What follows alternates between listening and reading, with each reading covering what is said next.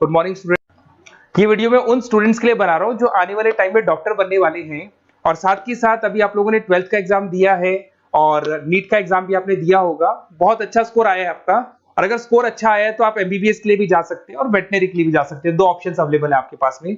अब देखिए इसके अंदर जो डॉग लवर्स हैं या फिर अपन बोल सकते हैं जो एनिमल लवर्स हैं, इसमें सारे एनिमल्स कवर होते हैं, वो लोग इस वेटनरी वाले ऑप्शन को चूज कर सकते हैं। बहुत अच्छा ऑप्शन है, इसमें बहुत अच्छी अच्छी कैरियर अपॉर्चुनिटीज मिलेगी, बहुत अच्छा पैकेज मिलेगा और फ्यूचर ग्रोथ बहुत अच्छा है इसके अंदर। अभी अपन लोग डिस्कस करने वाले हैं veterinary, what is veterinary doctor, veterinary doctor क्या करता है, कैरियर अपॉर्चुनिटीज क्या क्या मिलेंगी इसमें, सैलरी क्या मिलेगा इसके अंदर, इंडिया में क्या सैलरी है और अब्रॉड में क्या सैलरी मिलेगा आपको, गवर्नमेंट कॉलेजेस क्या चार्ज करते हैं फीस, प्राइवेट कॉलेज क्या चार्ज करते हैं, पूरा डिटेल में डिस्कस करेंगे। कहां एडमिशन लेना चाहिए, कितनी फीस पे लेना चाहिए, स्कॉलरशिप कितना मिलेगा, कम से कम बजट में कौन सा कॉलेज मिलेगा, इसको अपन बिल्कुल डिटेल में डिस्कस करने वाले हैं। चलो शुरू करते हैं।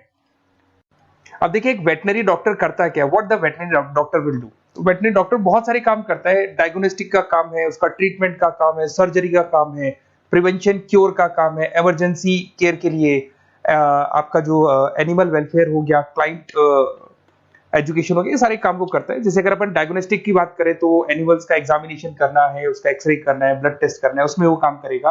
अगर मैं ट्रीटमेंट की बात करता हूँ तो यहाँ पे वो मेडिसिन वगैरह जो देगा वो देगा आपको, प्रोवाइड वैक्सीनेशन, वो बहुत इंपॉर्टेंट है क्योंकि वैक्सीनेशन वगैरह अपन देखते हैं डॉग्स वगैरह को रेगुलर बेसिस पे अपन को देना पड़ता है। सर्जरीज हो गई, जैसे रूटीन सर्जरीज, कॉम्प्लेक्स सर्जरीज, ये सारे काम वो करेगा। उसके बाद प्रिवेंटिंग क्योर, वैक्सीनेशन वगैरह हो गया।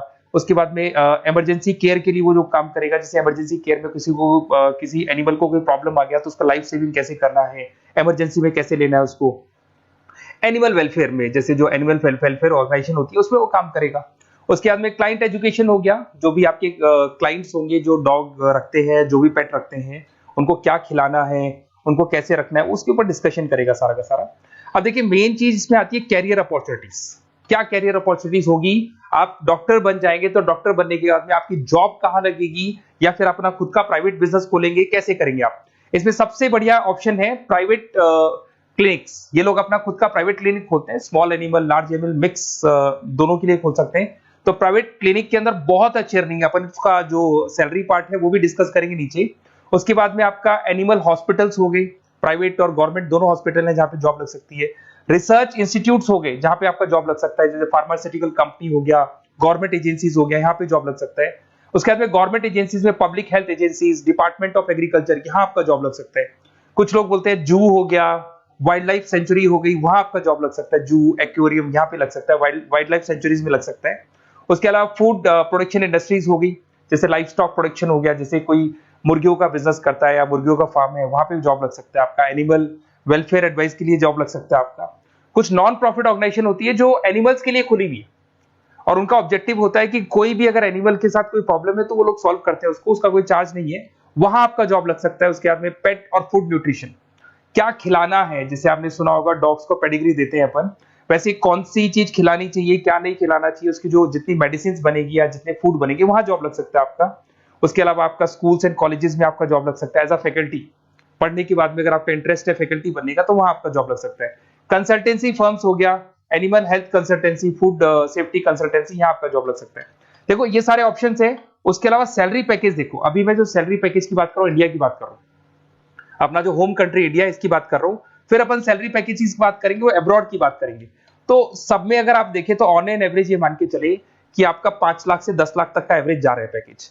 अगर प्राइवेट क्लिनिक भी आप खोलते हैं, गवर्नमेंट सर्विस भी करते हैं ना, तो आप ये मान के चले कि आपका पैकेज 5 से 10 के बीच में जाएगा।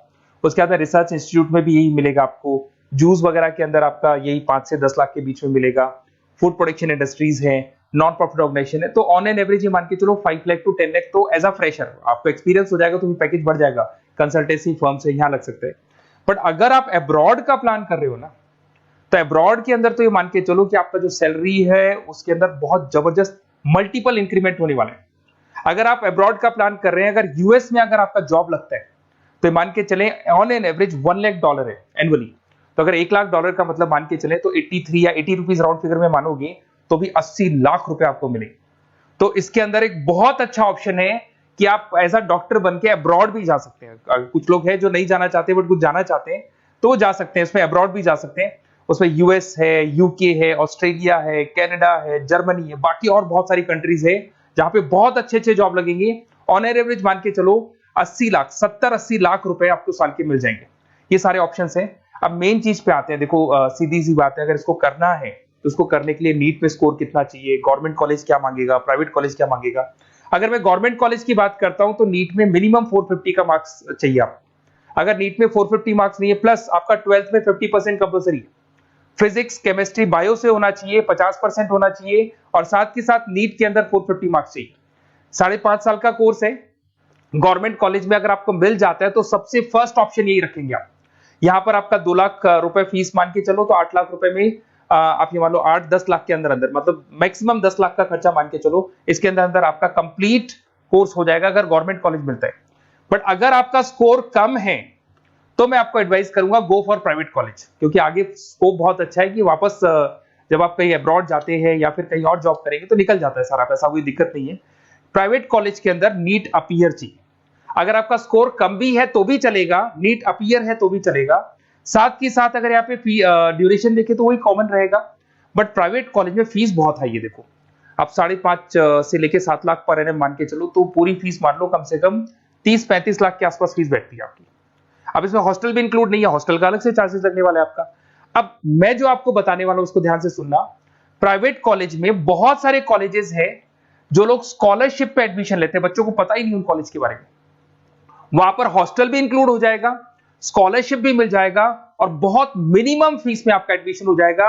इतना फीस आपका लगेगा ही नहीं, आप ये मान के चलो।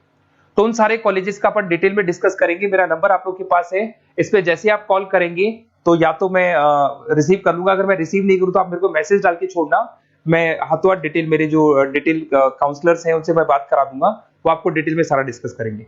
Okay, best of luck. कोई प्रॉब्लम हो, ये नंबर है मेरा, इस पे कॉल कर सकते हैं। Okay, best of luck.